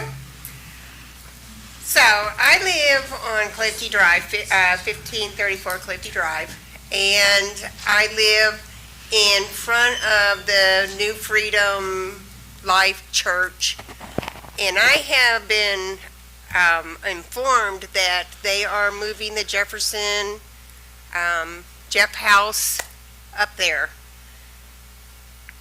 I don't know what to do about it, if there's anything I can do about it, but it's going to lower my house where I'm not going to be able to sell my house, which means I'm not going to be able to move. I'm stuck there. I've got my one neighbor that has cameras, and he says he sees people walking in between the houses going Rose Street, I think it is, going that way. Not on the road, but in between the houses. There's no reason for that. If they want to walk, they can go on the road. And this is all hours of the night. I let my dogs out, and they're barking all hours of the night because there's people back there. I've got one neighbor that is right beside it, that she's an elderly lady. She's scared half to death to live in her home. And she's got her daughter there, and her daughter's probably 40, 50 years old, but she says that they stare at her all the time. I know they tried to do this in Hanover, and Hanover stopped it. What can we do to stop it? Deanna, could you give us your address, please? 1534 Clifty Drive. Thank you. I've talked to Joel, and I mean, none of this was even told to any of us. You know, they just kind of snuck it right on in there, and I have been told that they don't have the permits to do it. I've been talking to Joel about it, and Joe who? Joel Storm. Oh, Joel, I'm sorry, okay. And unfortunately, he's not here. He called me today and told me he wouldn't be able to make it, but I know other neighbors are not happy either. If they even know, I mean, it's sneak in and do the thing. So, Deanna, have you talked with the directors of that, of the Jefferson House? I have not, because they're all the church, they own the church. So, I mean, they're going to say, come in and see, okay. I mean, I didn't know if I'll tell you a little bit about what's going on, but I was just going to ask you if you had learned about their programs, who they're serving, and express your concerns directly to the program director, who I think would appreciate hearing them. Yeah, well, see it on Facebook. Robert Durham or Dunham or something like that has brought out many things about it. It's just, honestly, it's scary. It's scary to know that you only get a percentage of people that will turn their lives straight because the drugs have just so, it's an evil thing. Work hard for what I've got. I don't need anybody coming in and tearing everything up or stealing from me or anything else like that. I want to feel safe in my home. Well, we want you to feel safe. I will tell you, they operated for years downtown, and since I've been mayor, we've not had any issues. Our chief of police is here as well. Maybe he could comment on whether or not there were any safety issues in that neighborhood. Invite him to do that. But specifically to address your question, what's going on? We did also hear that they were doing some construction on the church to accommodate the residents for their programs there. They've met with our staff. They are going through the permitting and conditional use process. That will be a public meeting, so they do have to apply for conditional use at the Board of Zoning Appeals meeting, and the next one's going to be sometime in May. Not sure exactly when they're scheduled to be on there, but that would be the process before they could actually start, legally operating transitional house and recovery services there. They're already doing that. That's already going on now. I just explained to you Yeah. where they're at in the process and what we've made them aware of too. Is that something that I would need to go to voice my opinion? Any resident who lives adjacent to that church would get a certified letter that an application has been made for a conditional use permit for that service to be conducted there. And then the residents who are advocating or remonstrating can attend that BZA meeting when their application would be heard and adjudicated by the Board of Zoning Appeals. Okay. So there will be a public meeting, and you'll be able to learn even more about what they're intending to serve and do there, but also express your concerns about your safety and your feelings living near the area. Okay. Okay. I know it's late, guys, and I appreciate you guys staying, so. We're here for everybody, and your concerns are heard, and I'm happy you're here, and so we can share with you that there is a public meeting that is coming. Okay. Where you'll be able to express even in more detail what your concerns are. Okay, great. Good to see you again. You too. Yeah. Charles Ricketts. I yield my time. Thank you, Mr. Ricketts. That's it for my list. Thank you, everybody who's been here and hung out with us tonight. It's been awesome. I will be very brief. Our flags are at half-staff. Our flags are flying half-staff in recognition of the death of our Pope. Our condolences go to all the communities around the world that he served. There is a upcoming, I don't know why I wrote upcoming meeting. I think I was just going to let you know that in next month's meeting, we'll be bringing our change to the traffic regulations on West Main Street. So look forward to that. And Senate Bill 1 did get passed by the House and Senate. It has been signed into law. I think I sent you an email today about that, as well as there's also plenty of AIM summaries, legislative summaries. That and several other bills will impact the city of Madison. We've been preparing for that for several months. We will be spending a lot of time this summer talking about how to navigate through the potential reduction in revenue because of Senate Bill 1, and as I've stated before, just that one bill will reduce the city of Madison's revenues by about $1.4 million over the next 3 budget cycles, and then each year thereafter. There's also a lot of ordinance statutes with regards to how road funding is going to work, how local income taxes will work in the future. But we will be spending an enormous amount of time this summer navigating through that as we contemplate our 2026 budget. I will pause there. If council doesn't have anything else to add, our next council meeting is Tuesday, May the 6th. Move to adjourn. Second. All in favor, please say aye. Aye. Any opposed? Thanks, everybody.